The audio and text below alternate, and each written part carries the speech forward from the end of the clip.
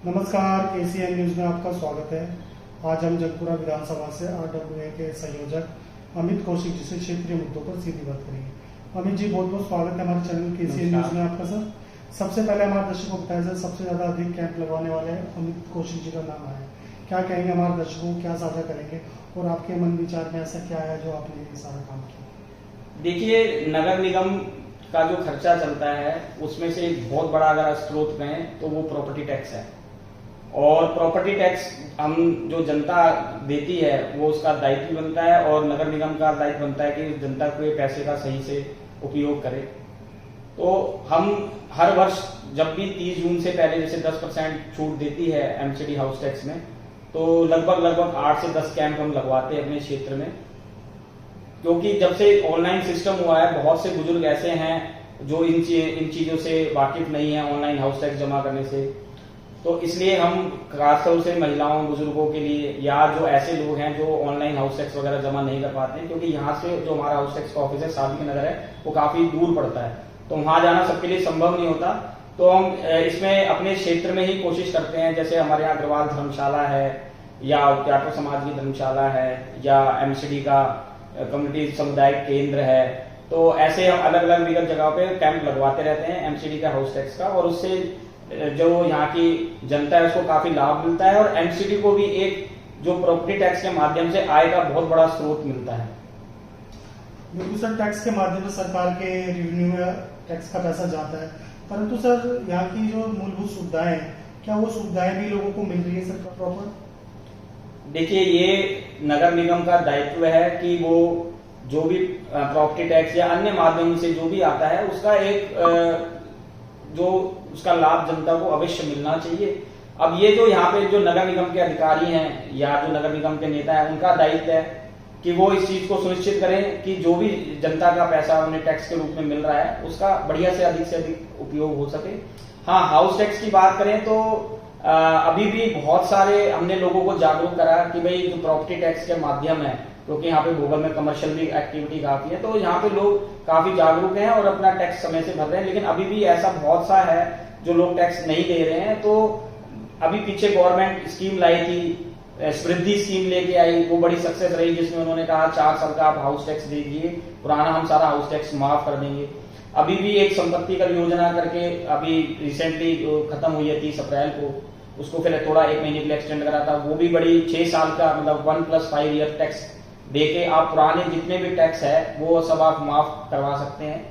तो ऐसी स्कीमें और आनी चाहिए, जिससे और लोगों को एमसीडी को जागरूक भी करना चाहिए कि भाई आप एक बार अगर टैक्स के दायरे में आ जाते हैं। बहुत से लोग हाउस टैक्स इसलिए जमा करते हैं क्योंकि अधिकारियों का पीछे जो देखा गया है कि अगर कोई अपनी समस्या लेके अधिकारी के पास चला गया तो वो उसके दादा आदम तक के जमाने का टैक्स निकाल के उनको दे देते थे। तो जब से सेल्फ असेसमेंट स्कीम आई है 2004 से में इंट्रोड्यूस हुई, लोग अपने हिसाब से अपना टैक्स प्रॉपर्टी टैक्स भर सकते हैं, तो काफी सुविधा हुई है लोगों को। लेकिन अभी भी जागरूकता की बहुत कमी है और मैं आपके चैनल के माध्यम से मेयर साहब से कमिश्नर साहब से ये दरख्वास्त करूंगा कि वो प्रॉपर्टी टैक्स से रिलेटेड स्कीमें और लेके आए, जिससे जनता उसका उपयोग कर सके और उनका टैक्स अपना जमा कर सके।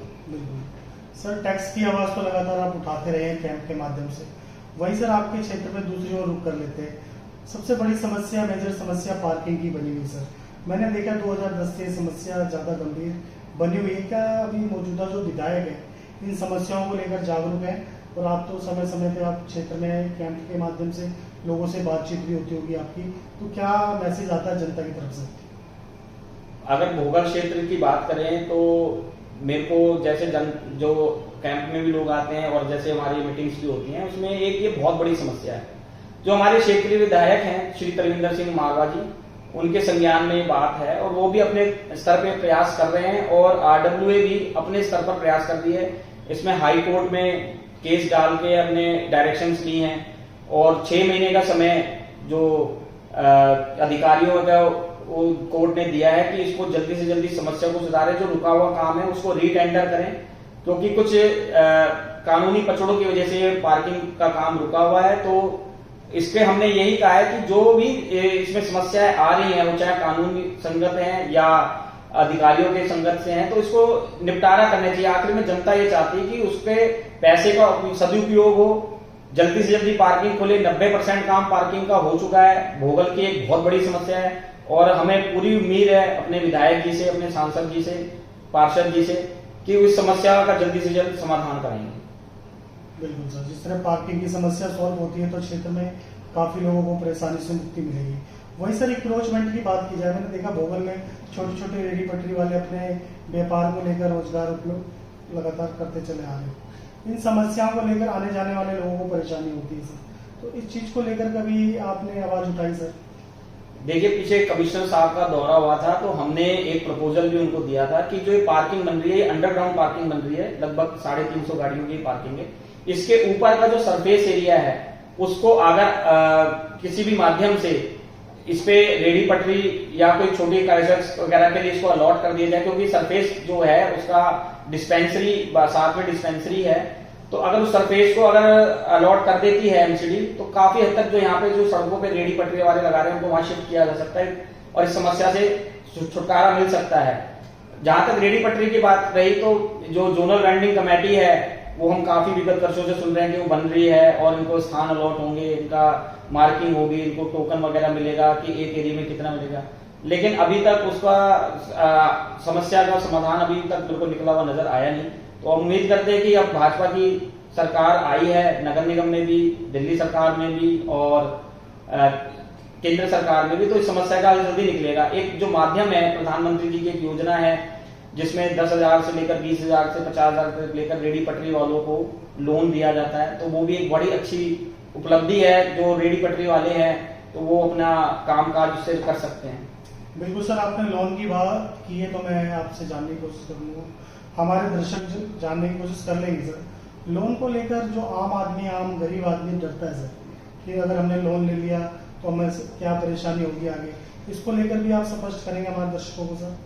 नहीं, देखिए, ये जो योजना है, जैसे अगर हम कहें एमएसएमई के माध्यम से जो 10 लाख रुपए तक का लोन सरकार गारंटी लेके दे रही है, वो एक बड़ी अच्छी स्कीम है। उसमें महिलाओं को काफी लोन 50% से भी अधिक सरकार ने गारंटी लेके लोन दिलवाए हैं। ऐसे जो छोटे लोन है वो उसमें फिर 5 लाख का तक का लोन है, फिर 50,000 तक का लोन है, 3 तरीके की उसमें लोन है। फिर उसके बाद हम और नीचे आते हैं तो रेडी पटरी वालों के लिए या जो छोटे छोटे कारीगर हैं उनके लिए भी बहुत सारी योजनाएं 10,000, 20,000, 50,000 की आई हैं, और इसमें डरने की कोई ऐसी बात ही नहीं है। बल्कि सरकार ये कहती है कि अगर आपने टाइम से पेमेंट किया तो उसको अगली बार डबल मिल जाएगा। हाँ, अगर आपने 10,000 समय से लोन चुका दिया तो अगली बार आपको 20,000 मिल सकता है, 20,000 लिया तो अगली बार आपको 50,000 मिल सकता है। और सरकार इसके पीछे पूरी तरह मजबूती के साथ गरीब आदमी के साथ खड़ी है। सर, मैं आपसे ये भी जानूंगा सर, दिल्ली नगर निगम के जो अध्यक्ष बने हैं ओम प्रकाश शर्मा जी, क्या आप कुछ मैसेज देना चाहेंगे शर्मा जी को?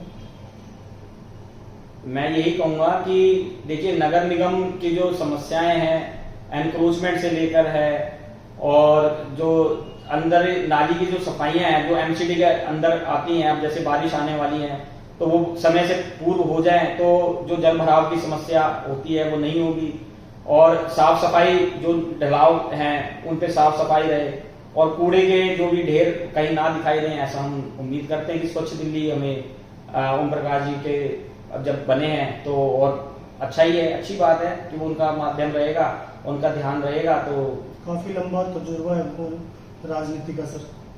हाँ बिल्कुल, मैं यही उनसे गुजारिश करूंगा कि स्वच्छ दिल्ली का सपना उनके माध्यम से साकार हो। सर, अंत में जाते जाते मैं आपसे पूछ लूंगा, पेट्रोल डीजल को लेकर प्रधानमंत्री का बयान आता है कि कम से कम इस्तेमाल कीजिए, सोना मत खरीदिए, विदेश यात्रा मत कीजिए, क्या लगता है कि हमारा भारत विकसित हो रहा है या अविकसित की तरफ बढ़ता चला जा रहा है सर? नहीं, हमारा भारत देश विकसित भारत की तरफ ही जा रहा है। प्रधानमंत्री का जो लक्ष्य है विकसित भारत का, वो उसके ऊपर अग्रसर भारत मेरे को जाता हुआ दिखाई दे रहा है। और रही पेट्रोल की समस्या, ये अस्थायी समस्या पूरे विश्व ने झेली है, और जहां तक कहें इसका इम्पैक्ट भारत में बहुत कम रहा। अगर आप और अधिक अगर देशों की अधिक तुलना में बात करेंगे तो भारत पे इतना असर नहीं रहा, और इसको भारत सरकार ने बहुत अच्छी तरीके से मैनेज करा, हर चीज को बड़े तरीके से संभाल के रखा, पेट्रोल की कमी नहीं होने दी।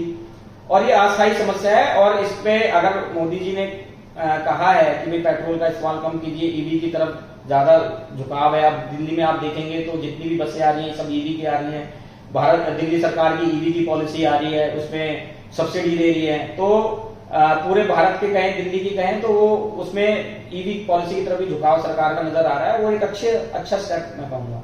बिल्कुल अच्छा स्टेप तो है सर, परंतु जो पेट्रोल की गाड़ियां हैं, पेट्रोल डीजल की गाड़ियां हैं, क्या उनमें अब जंग लग जाएगा सर?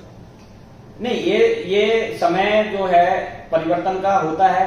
अगर हम कहें आज से पहले BS2, BS4, BS6 अब आके चेंज हो रहा है, तो समय तो परिवर्तन जो है वो नियम है, परिवर्तन होना नियत है। तो जैसे जैसे आगे समस्या आती है उनका आगे हल निकलता है। तो अब ये जैसे समस्या आ रही है तो इसका हल ईवी के माध्यम से, ईवी पॉलिसी आ रही है, ईवी की गाड़ियां आ रही हैं, तो उसके निकलेगा।